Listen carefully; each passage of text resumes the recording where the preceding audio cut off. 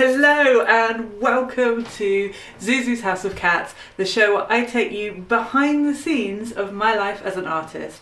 I'm Ellie Trier, and today I want to give you a little insider look into my creative playground, and that is my sketchbook.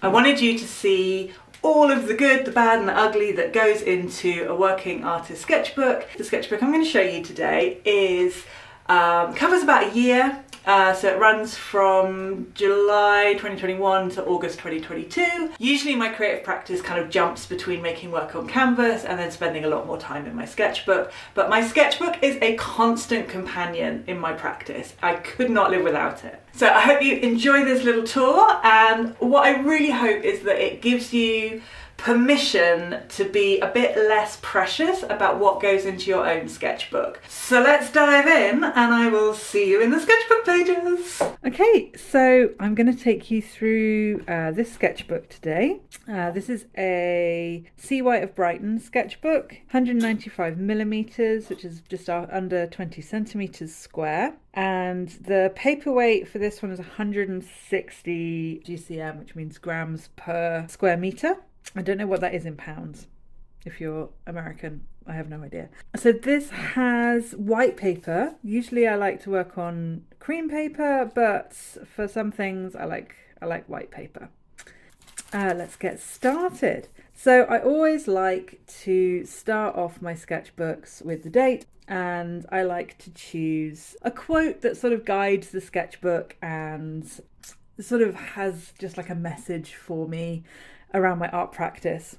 And this one at the time: be a good steward of your gifts, protect your time, feed your inner life, avoid too much noise, read good books, have good sentences in your ears, be by yourself as often as you can, walk, take the phone off the hook, work regular hours. I just think that's so lovely, and I think it's such a valuable message for anyone who's trying to have any kind of creative practice. Like, you really have to go inward and do the things that make you feel good. So here we go. I was just playing with materials, just mark making. My sketchbooks are very much a kind of exploration of whatever takes my fancy. Like, a lot of the time I just need to push some paint around, get some color down. Like, that's what feeds me. I'm never ever going to be one of those people who has like a perfect like final artwork style sketchbook. I have so much admiration for the people who can do that. It's not me. This is just a working sketchbook, playing with ideas, playing with materials, all of that kind of stuff.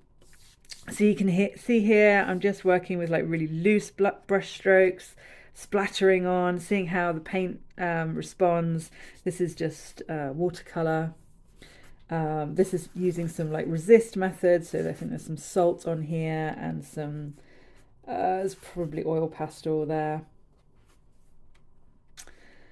These are from, we go up to a little cabin in the woods by the sea up in the north of Shetland. And these are from that trip up to Asabo. So I was doing blind contour drawings of Laz. I draw Laz a lot when we go away. Just some candlesticks. More blind contour drawings of Laz. It's amazing actually how accurate you can get when you're not even looking at the paper, you're just kind of following the lines of your subject. Like, these both really, they have his essence. I love that. More just materials, sketching. I really like this sort of gold, mustardy gold colour with this green. Yeah, scribbles, mess. And then some of these actually, these were just like play. But when I did my recent Tussie Mussy exhibition, we actually took some of them and turned them into limited edition prints. I'll see if I can put that up on the screen here because they look absolutely beautiful. Really lovely. Hang on, I can show you. These are just some of the test prints that we did. So you can see this one here. This one. There's that one there.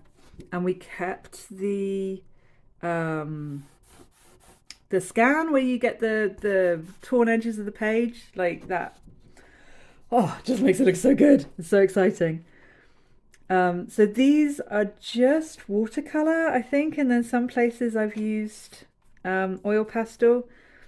And you'll see some of these come through in like final canvases later on. So they're just, it's just play. It's just play. Like some of them are gorgeous, some of them are less successful. Some of them are just like color combinations I'm trying out. Both of these are not successful at all. These are like probably my least favorite pages in the whole sketchbook, but I learned stuff, and that's the most important thing. I love, oh gosh, I love the way this color just bleeds. And one of the things I love about watercolor, which you don't get so much with acrylic, is the fact that you're sort of co-creating an image with watercolor. It's such a kind of loose medium that it's going to do what it does, and you have a certain amount of control over it, but often you're just kind of pushing it to do some weird shit all by itself. And I love that. I'm more and more looking to kind of try and do that in my acrylic paintings as well.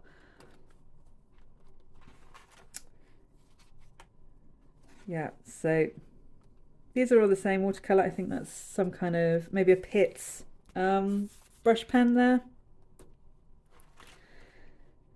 Love this one. That yellow and blue is just mwah. And then I think I was getting bored with the whole concept here. This is another sketch of Lars drawing by the fire at our cabin in Asabo. And what I actually did here was these are two separate drawings. So I started drawing him here, and then I got bored of that and I started drawing his legs. And they kind of accidentally came together to create what looks like one image. I love that. That makes me so happy.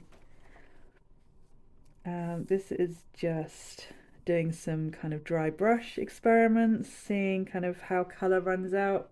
This, for some reason, I had a biro with me, and I don't know why I'm just drawing with a biro, but I have no idea. Anyway, I started with that, and I just, no. This is much more my speed. Just loose, different materials.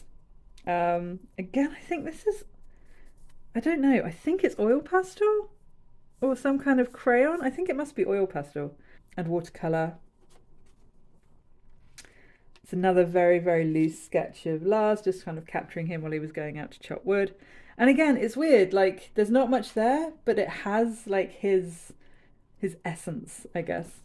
And he picked me a daisy while he was out, so I drew that in lots of different ways. This is, again, oil pastel, watercolor, biro. I don't know where the biro comes from. But yeah, it was fun just kind of seeing all the different ways. I really like this page, actually. Seeing all the different ways to capture that. I think this is my favourite drawing that I did on this trip. Just like really loose line work. Combined with a tighter sort of lettering. I really like lettering. I haven't done a lot of lettering recently, but I really enjoy it. The Creative License is a book by Danny Gregory, and that's kind of like where I got started with drawing years and years and years ago. I started doing like illustrated journaling, and I had taken the Creative License book on this trip with us, and I was just kind of copying out kind of sketchbook page layouts.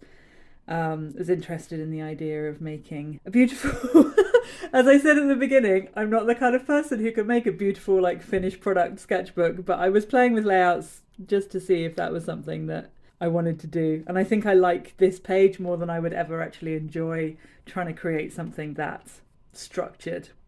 This is like a cat ornament that I've got. I said here, like, I didn't like it, I rushed it, but then now I like it. I think it's charming. Line work. It looks like here I was just kind of trying to do some journaling, like art journaling, like capturing my day and that kind of thing. It's nice. A drawing of my orchid about to have babies. By babies, I mean flowers. There was a book I read, Stories of Your Life and Others. This is the book that, it's a book of short stories, sci-fi short stories. And I don't know if you've seen the film Arrival, but the original story is in this book. It's very good. This was some life drawing. This is actually like in-person life drawing. This was from the first class, not my first life drawing class, but my first class in this particular this particular venue. There's a place called Absalon in Copenhagen, and they have a weekly life drawing class on a Sunday. Really, really beautiful model. And this was just, it's funny because this is not generally how I do figurative work, but I feel like if you know like the basic structure of how the body is created, so where the joints are, how to create volume, how the rib cage sits, all of that sort of thing, then you're much more likely to be able to play with the proportions and distort things and just generally kind of mess it up in a deliberate, intentional way, which is always sort of my intention whenever I'm drawing or painting. Like, I really want to play with that proportion. So this is just some very basic, like back to basics, fundamentals. How does the body sit? How do the joints sit? So they're not wildly wonderful drawings, but it's learning. It's all learning. Learning. There's some lovely postures. She did some really nice poses, actually. I can't remember the name of the model, but she was great. This is just brush work, seeing like mark making, seeing the different marks I can get with different types of brushes. I really love these sorts of spreads. Like, it's the perfect thing to do when you want to be creative, but you don't have the energy to like think of something to draw, like to just have a play and move paint around, get color on the page. Like, sometimes that is the most nourishing thing you can do. And I think they look lovely. Like, they're like color swatches, like that. Those sorts of pages always make me so happy.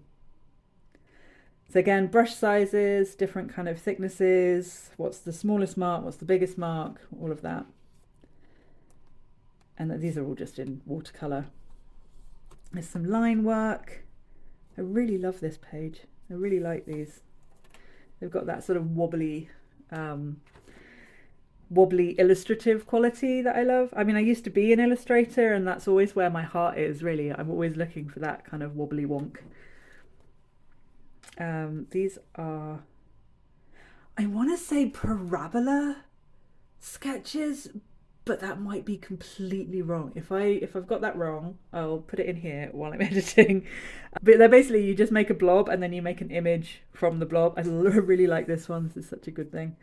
And this was my profile picture for a while. It's really good fun. If you've never done it, just make random blobs and then turn them into things. Again, it's a lovely thing to do, lovely exercise when you want to be creative and do some drawing, but you don't want to like make an image. This is from a Domestika course I did with McKendry. She was talking about watercolor. I can't remember the exact course, but I'll link it if I remember. But this was just like seeing how watercolor reacts with water and the different effects you can get. So what I was talking about earlier about like controlling the chaos, this is kind of where you can understand how you can control that chaos to a certain degree anyway. And it just makes beautiful pages, beautiful effects. I love watercolor. It's such a joy to use.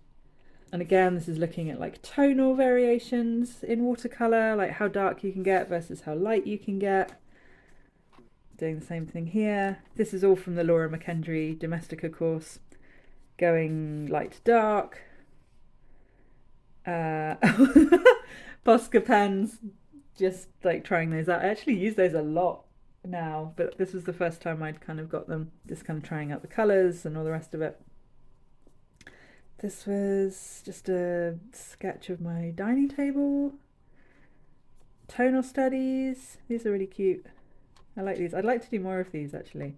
The theory is that when you use color a lot in your work, color is the thing that kind of gets all the glory, but your tone and your value, how you're using value, so lights to darks, that's the thing that is actually doing all the work. So the people who are best at using color are the people who sort of understand tone more than anybody. So if you understand tone, then it doesn't really matter what colors you're using.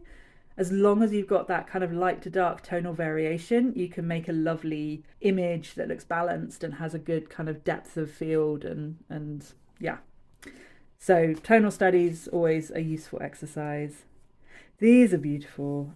Again, it's just playing. Like, this is my favorite thing to do in my sketchbook, is just play with materials, see how they work. I think you don't have to be making final images in your sketchbook all the time. You can just make lovely things. Like, they're visually appealing. I wouldn't say this is final artwork, but it certainly feeds into final artwork kind of further down the road.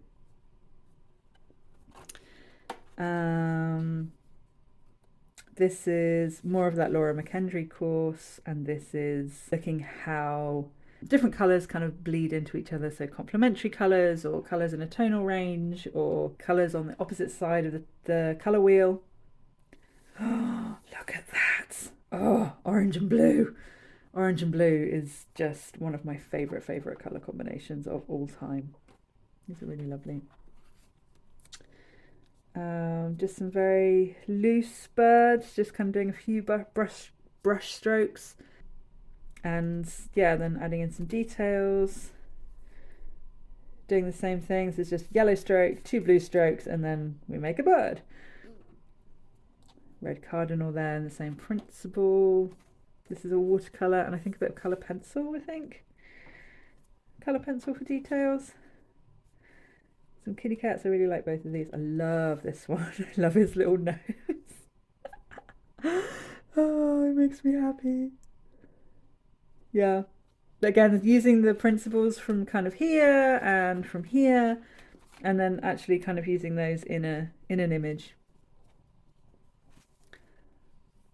And these fish, these are lovely.